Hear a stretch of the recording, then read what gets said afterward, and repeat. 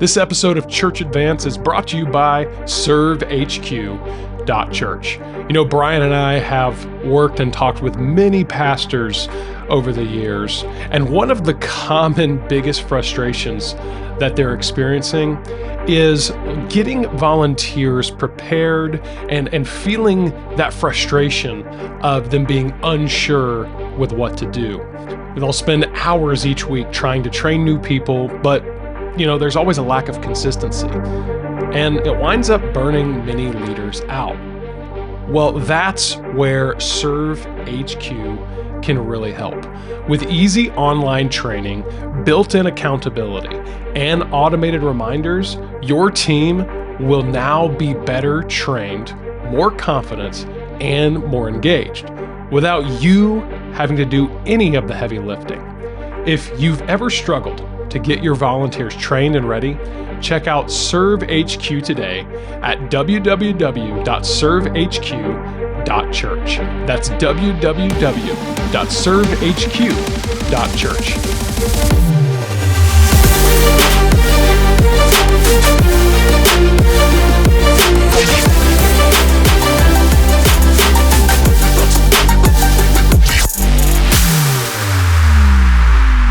Welcome back to the Church Advance podcast. We are checking in on your reading again.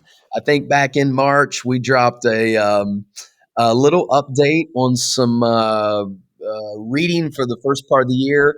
I told you that I was on a journey to read at least 52 books this year. Well, today is May the 6th. This recording, anyways, I think it's dropping a little bit after Mother's Day, maybe on Memorial Day. And so as of today, I just completed book number 25. So I am well ahead of the schedule. And Luke, your little birdie told me that you picked up slack too, huh? Yeah, little birdie was me. I was bragging on myself because I completed a whole 3 books since our last episode. But that's big. That's big for me. That's great, man. So real quick, you start, man. Tell us about the 3 that you picked off. And I think we talked about a couple of them, but tell us what you found after you actually read them.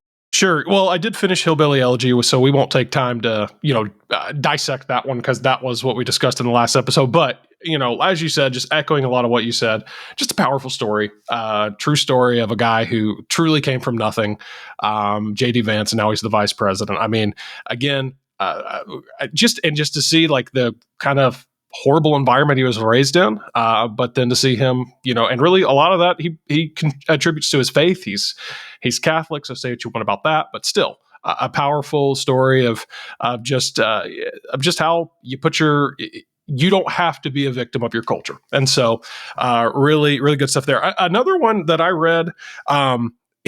I really honestly did this just because I'm kind of working on researching some stuff for, Bryan teasing a little bit. We may we're looking to relaunch some version of our coaching Church Advance HQ here in the coming months. So I was just doing a little research on some new coaching topics and courses and things like that. And so I read the book Simple Church. It's old. It came out in the 2000s, and honestly, I was so familiar with this concept from secondhand that it didn't do much for me just because I knew about it. And in my opinion, they could have explained this concept in about 3 chapters. You read the first 3 chapters, you get it, and so, the only word of caution I have on it is, while I'm really appreciative of the concept of keeping church simple, the book's a little emphatic on, hey, follow our model and everything will work out perfectly. Kind of, they don't claim that, but it's kind of implied. And from what I gathered, and obviously, Bryan, we talk about all the time, like, what makes a church truly healthy. It's not necessarily you follow a distinct model as much as is, obviously we emphasize the importance of, the right kind of preaching and teaching and all kinds of other, sending people over, keeping people, things like that we've talked about. And so not to dog on it at all, but, there's no, Bryan, I think you would agree, there's no one formula, like plug in the numbers, plug in the equation, and boom, you get a perfect, healthy church. Not necessarily. However, the simple church concept is powerful and one that I think a lot of particularly larger churches and ministries need to be reminded of to keep things simple and to stay on mission. And so, Brian, I don't know if I'll pause there. I don't know if you have any thoughts on that Yeah, book, if no, it you've is a read great it book. recently or. Oh, I do like that. I haven't read it this year. I read it a while back. I think a lot of people would agree and echo what you said. And the book did resonate with a lot of people because a lot of people come from a real complex, what we would just call busy church, that just kind of sometimes keeps the main thing off of focus. I think if you really reduce down that your church is trying to fulfill your mission, your objectives, rather than trying to keep up with the Joneses, so to speak. And a church can be programmed to death. What I have found is we have a simple church model, meaning basically worship and Bible study, one and the other, and virtually on the weekly, nothing else going on. Um, we found that when we do interject something new or extra, like we just did this past weekend with Nate Skelly, we called it Money Wise Weekend. We had enormous attendance, enormous participation, and I think that's because they know if we ever do schedule something out of the ordinary sequence, it's probably really important.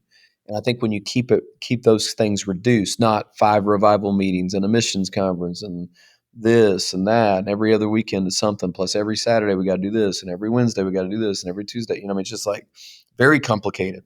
Nobody ever has time to breathe. So I think if you're willing to do that, I think it helps your people. And I think I'm sure I've said this on the air before. Somebody I heard this one time. I don't even know where. I'm sure it was a book I was reading, or maybe it was a sermon. But a guy said it like this: Your church should be a place where young mothers find it easy to follow. Wow. Yeah. Yeah. Overbearing schedules, lots and long meetings and extras and something every night of the week with everything else we've already got going on, especially a mother with young kids. That's a really profound thought. And I agree 100%. So good job, Luke. Did you read one more? I got one more. Oh, come on, man. One more. Last thought on the simple church thing. The main thing I appreciate about the concept is that it emphasizes more or less engagement over time slots. So how that interprets in the maybe Baptist slash independent Baptist world is for simple church, and where I agree, their three to thrive, if you will. We've heard the statement three to thrive, Sunday morning, Sunday night, Wednesday night. Their three to thrive is not based upon time slots for services on the schedule. It's based upon engagement. And their three to thrive model, again, this is not how they word it, but is worship services, primary, Sunday worship services. And then, which obviously that's the only one that's a set time. Everything else, or the other two have to just do with your engagement. So that would be Yeah, yeah, connection groups, growth groups, life groups, small groups, whatever you call them, and yeah, then serving. yeah. And those are the three elements by which they determine. That's what they encourage you. You do one of these. You do all of these three things. You come to worship, you serve, and you join a group. I like And I that. think there's a lot of value to that concept as opposed to saying, yes, come to that. That's a much more effective discipleship model to me than just saying, well, just make sure that you're sitting in a particular seat 3 times a week. The last book that I read, and we alluded to it last time. So it was on my interest list. So I went ahead and dove into it, is The Benefit of Doubt by Craig Rochelle. It's his latest book. As we've said before, when we recommend Craig Rochelle books, all of his stuff, it's not a negative thing at all. It's very smart, actually. All of his stuff is based off of past sermons and sermon series that he's taught. And so this is a powerful book. I will also give the disclaimer. We don't agree with every single thing said in every single book we recommend, right? So I think there are some things that it may lean a little bit to the being a little too tolerant, if you will, for those who are truly going down a truly apostate road. However, that's a very minor critique, and it's not even dominant throughout the book.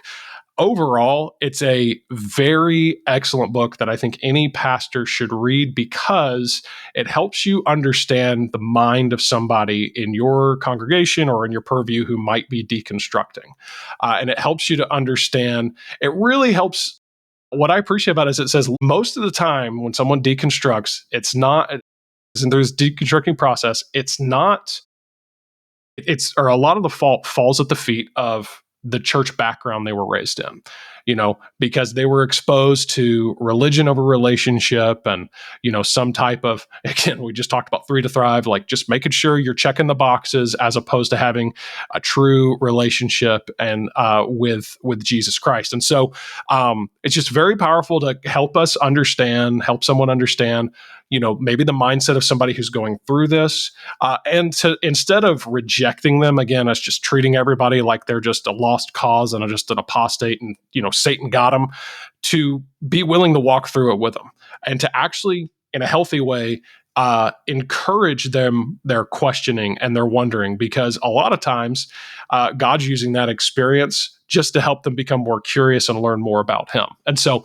I think it's a great book. Again, it's called The Benefit of Doubt. I think it fits the title, describes what the book is about very well. It's saying, hey, here are the benefits and kind of blessings, if you will, of somebody who's dealing with doubt and deconstruction. So that's all I got, Brian. But Good. I know you've got Listen, I'm a gonna good pick 100 to that go one through. up. I'm gonna pick that one up. That's great. Yeah, man. Last time, what I'm doing here is basically I'm doing trying to do like a quick review of the next set of books. I think I was up to number maybe 12 last time. And I may skip one or two. I'm not going to do all of them. Just like the honorable mentions, the ones that are pretty good, the ones that are maybe not worth the time if you've got something else to read. But so here's what I'm going to do. So what where we're at, we're at basically my second quarter of books, which is I'm a little ahead of schedule, so I'm that's fitting for the recording here. I finished book number 25, so I'm reading number 26 and 27 right now. But so I'm gonna kind of go with this a little. I'm gonna start with the with I'm gonna start with some topical things that so I'm going to kind of review these in topics this time, not necessarily in order of what I liked and what I didn't like. So I want to start with Easter. I decided this year as a part of my reading regimen that when I do come up on something like Easter or Christmas, that I'm gonna reach out and scoop in a few new books, new reads, Christian perspectives, theological perspectives on those particular topics. So I read three leading up to the Easter message, and let me give them to you. Is Easter Believable by Rebecca McGloughlin was actually very good. It was I think it was four questions that you need to answer about Easter. Super good book, super well written, very simple. I might even qualify as a mini book. I'm not really even sure what that means, but it was a smaller book.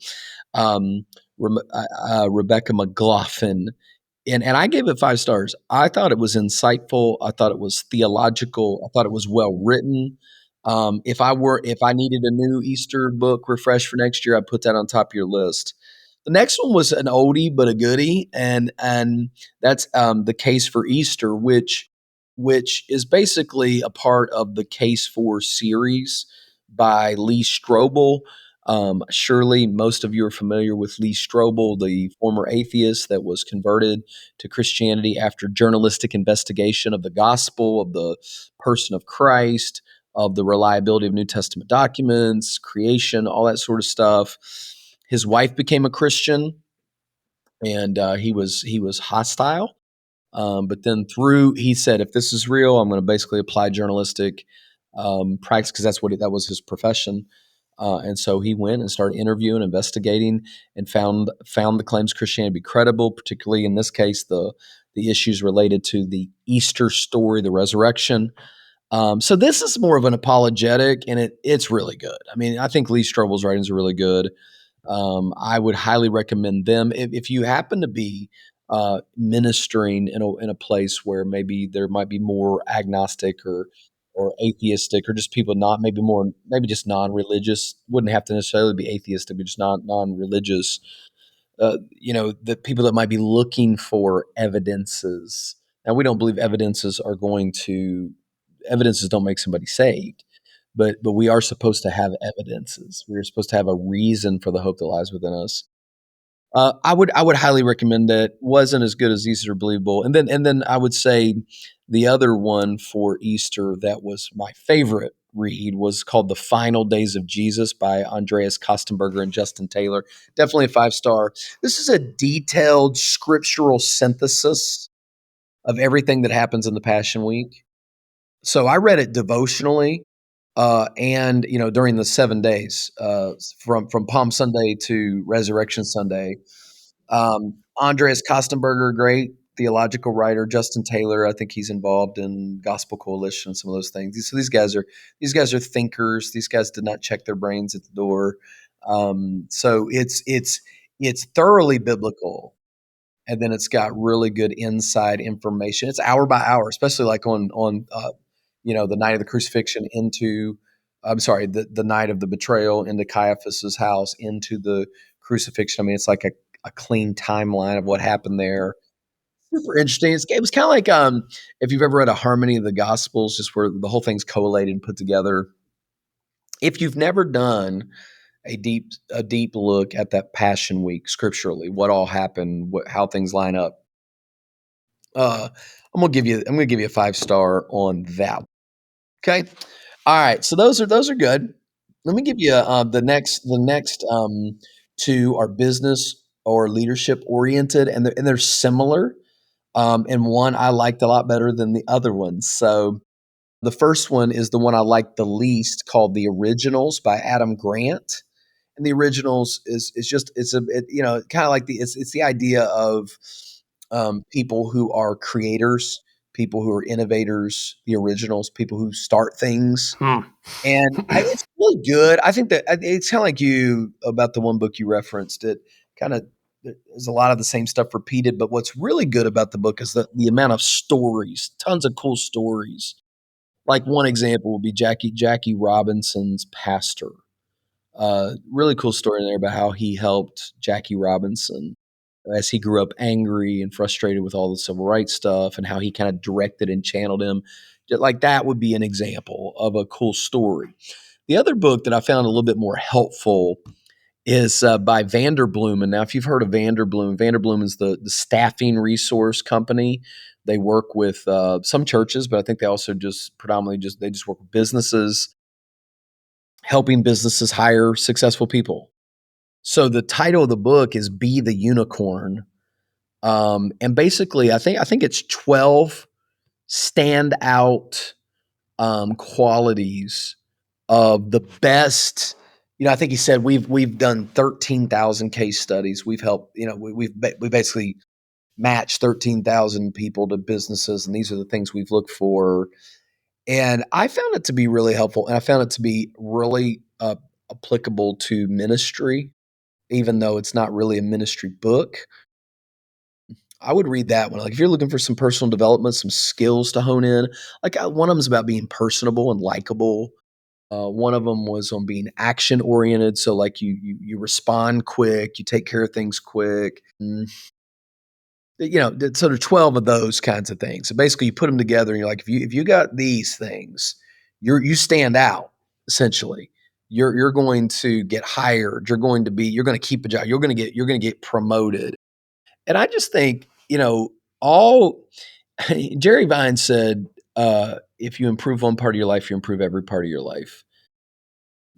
I mean, duh, right? If you make an improvement, you're going to benefit from that improvement. So if you took one of those 12 things that maybe you weren't great at and you sought to improve, I mean, there's like a whole chapter on I can't remember if it was empathy or care, but basically he talked a lot about just knowing people's names, remembering something about them. And he talked about how that when he was a pastor in Houston, I think it was, his church was the pastor where Senator Lloyd Benson was a member for years, I think Presbyterian church. And so when Lloyd Benson died, the funeral was held there, and all the um, entourage of people, including Bill Clinton, who was president at the time, was there for, I think he gave the eulogy or something. So he spent like an hour with Bill Clinton in his office prior to the funeral, so he didn't have to go out and mingle. I'm sure that was pretty awkward. Well, anyways, he's pointed out some things about Bill Clinton that were interesting. One of which was this: Bill Clinton always turned the conversation back to him. It was always asking him how he was doing, things about him and his church, his connections to this. And then Bill Clinton took it on himself to follow up and connect this guy with some people, and just showed that he wasn't all concerned about, I'm the president, you should learn about me, but he turned it and became personable with this guy Vanderbloom. So I just thought it was a good book. I just finished that one. Super, super good. All right. So I talked about Easter. I talked about leadership. So that's 5 books. The next 2 are in the subject of Calvinism. And I'm not even here to talk about positions or whatever. I have not. That's not my position. I know when you start talking to people about this, it gets really sticky, and people have a hard time with this one way or the other. But I will say this. I will say this. I don't want to not be Calvinistic um, because I grew up. This is what I've always not believed. I want to know. I want to be able to square up questions. I want to be able to look at it. I want to be able to answer questions. And so I read 2 books that helped me understand a little bit better of certain things related to the 5 beliefs of Calvinism: total depravity, unlimited or unconditional election, limited atonement, etc. And one of them that I read was the Second London Baptist Confession, which I know it sounds kind of weird, but just a doctrinal statement, and particularly, I mean, I read the whole thing, but the parts on the things that really related to Calvinism, I wanted to just get to the kernel, get to the source, because almost every Reformed Baptist of today, which I have multiple friends that are Reformed Baptists, this is their confession. Though, this we're London Baptist 1689 or whatever it was. So I'm like, okay, well, what does that say? Because I've read my own, I've got my own doctrinal statement. I know the Baptist Faith and Message. What is the London Baptist Confession? And they really say that because it's heavily Calvinistic in terms of unconditional election. What's it called? The irresistible grace, the draw, the call, if you will, of God. So I just got right down to the kernel, and one of my main objectives was, I have enough strongly Calvinistic friends that this would be a good conversation piece. Hey, tell me about this, because I've never seen this. I've never thought about this. I've never. I don't believe this. Like, I don't see this. Can you? How does this line up with you? And what scriptures are leading you to this particular passage? And how do you deal with some of the questions, related to it? I think if you can't, if your position can't handle questions, I'm talking about mine. If my position can't handle questions, it can't survive that. Maybe it's not been tested and it can't be trusted either. So I think it's healthy to read other positions so that you firm up your own. So that and here's one thing that you truly understand. I will say this: in reading 2 books, a doctrinal position and a book on Calvinism, I'll talk about in a minute. A lot of it we misunderstand, Yeah. and I think that's unfair. And so you got to go to the source to know what a Calvinist believes. Okay, the second book, which it so far has been one of my favorite books of the year, it's called Humble Calvinism by J.A. Metters. And here's the premise of the book: if you are an arrogant Calvinist, you are not. eh, Basically, you're not a real Calvinist. Is kind of the essence of the book.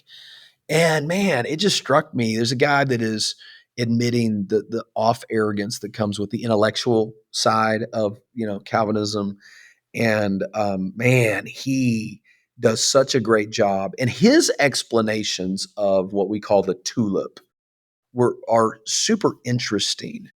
And I think in some of it, not all of it, of course, but in some of it, you would probably find yourself saying, "Man, I agree with that." Is an example, perseverance of the saints, which is simply eternal security. Really, I mean, really, when you put it down, tell me we believe it. We might label it different, call it something different. But if you're saying those who are in Christ are eternally secure and they will make it to the end, so to speak, uh, the answer is yes, that's Yeah. true. Of course, it's true. That's some of the questions that come with it, I think, that we struggle with. So I think it's really interesting to read a really balanced guy like this, an outspoken Calvinist, but very humble, and it really helped me understand um, a little bit about him.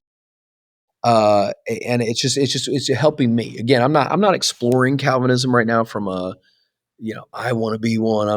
I'm not sure about where I stand. No, it's just I want to be sure that I am articulate and that I'm speaking truth, and that when I talk about these things, I'm informed.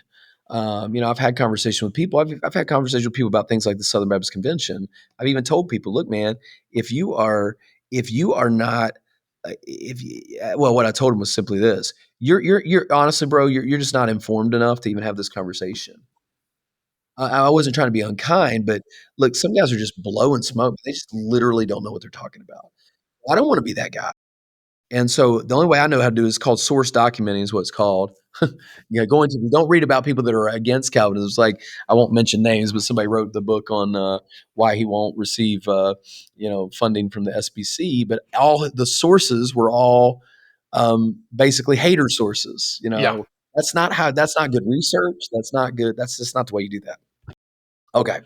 All right, man. Phew. Well, I talked about that a lot. Let me go to a couple more just random books. I read one called Hiking in Israel. My aunt gave it to me to read. It's just about a guy's hike on what's called the Jesus Trail in Israel from Galilee to Jerusalem. It was okay. Probably wouldn't recommend picking that one up. Um, and this was another good one that's kind of random. Being Free Indeed by Ginger Duggar. She wrote her testimony about leaving legalism. Super, super, super interesting.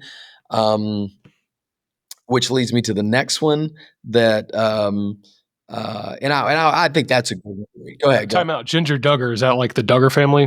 Yeah, Oh, okay. Yeah, I just made that connection. yeah. It's called Being Free Indeed. I mean, she's still a faithful Christian. I think they're members of John MacArthur's church. Oh well. But it's really intriguing, and it's not a bash. She talks about how she loves her family, loves the way she grew up, but how she basically came to understanding grace and left legalism. It's really an interesting book.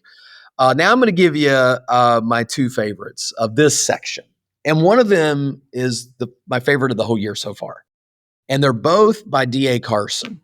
Okay, so the first one is Memoirs of an Ordinary Pastor by D.A. Carson. Now he's D.A. Carson, big in the Gospel Coalition, longtime theological professor, etc. Tremendous, tremendous book about his dad and his mom, who were missionaries in Quebec, French speaking Canada. I just can't say enough about it. The subject of being an ordinary pastor has been one that's been much intriguing to me, about just being a normal pastor. What is an actual pastor supposed to do? Not what does the world think we're supposed to do? What is a pastor supposed to actually do? And you should definitely read that book. Super encouraging, humbling. And then a drum roll for my final and best book of the year so far. And I read this quarter. This book is so, so good. I could not oversell how good this book is. It's called Letters Along the Way by D.A. Carson, co-authored with John Woodbridge. And here's the basic setup of the book. The book is a story, and it uses story to teach theological and practical ministry truth. Make a long story short, the guy who starts the book is a young man, an unsaved man whose father just passed away, and he reaches out by letter to his dad's former college roommate, who happens to be a seminary professor, and it begins a conversation that takes this guy all the way from faith to call to ministry to seminary training, theological questions to pastoring. And it's like 45 letters. So this guy would write a letter to the professor, then he would respond. It's old school. It's the setting is in the 80s, 70s and 80s. And so it's handwritten or typed letters. And the book is the reading of those letters. But along the way, that the teaching tool is so incredible that ultimately it gives all these theological, practical, ministerial lessons along the journey that these letters are doing. So brilliant book, and my favorite book, super well written. If I could give it 6 stars, I would. I've already recommended this to numbers of people, And I would just mark that on this list on the show notes as a must read for pastors. I would even say must read for people preparing for ministry. So, man, so that brings us up to about number 25. So, it's been a good year of reading, and I want to encourage you guys. I just want to keep beating this drum as we go through. We're going to do this 4 or 5 times this year. Read. Use good recommendations. Don't read arbitrarily. Get you some good books and grow in your mental, spiritual, and emotional, and even physical conditioning. So we'll put all these on the show notes. Reach out to me if I can help you with any book recommendations. Let me know. God bless. We'll see you guys next time on the Church Bands Podcast.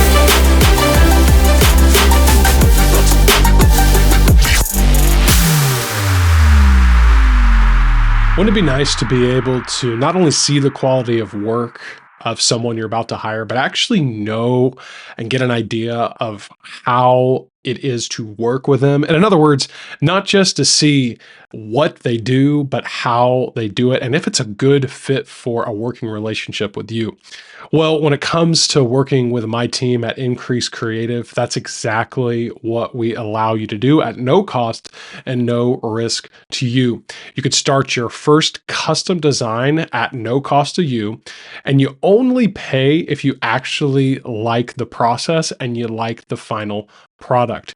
You can get started with your first custom design for free at increasecreative.co, and you only pay if you like what you see. So to get started, again, head over to increasecreative.co. That's increasecreative.co. Start your first custom design for free and only pay if you like what you see.